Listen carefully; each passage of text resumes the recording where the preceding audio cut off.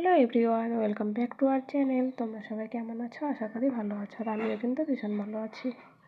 তো চলো আজকের ভিডিওটা এখান থেকেই শুরু করছি। সকালের বাসি কাজ শেষ করে আমি ডাইরেক্ট চলে এলাম রান্না করে। আজকে এই যে শুকনো মাছের বাটা করব। তো দেখো আমি লঙ্কা, শুকনো মাছ, রসুন, পেঁয়াজ সব ভেজে রেখেছি।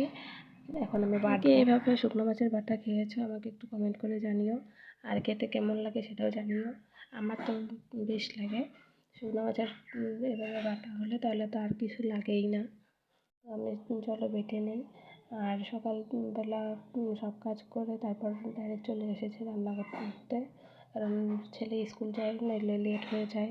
আর এখন তো বৃষ্টি, যে টাইমে কাজ করতে হবে সেই টাইমেই বৃষ্টি পড়ে। সকালবেলা সেই জন্য রান্না করতে, খাওয়া দাওয়া করতে লেট হয়ে যায়।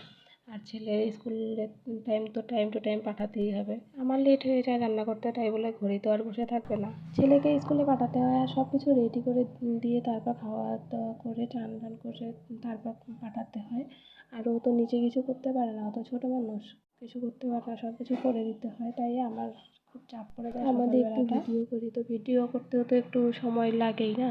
তো সব কিছু টাইম মেনটেন করে একটু লেট হয়ে যায়। তো প্রচুর বৃষ্টি হচ্ছে রোজ দিন। তোমাদের এদিকে মানে কার কার ওদিকে বৃষ্টি হচ্ছে একটু কমেন্ট করে জানিও।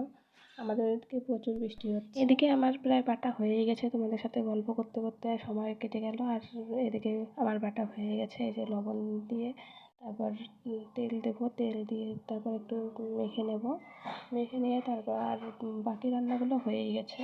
তো ওগুলো দেখাবো তোমাদের।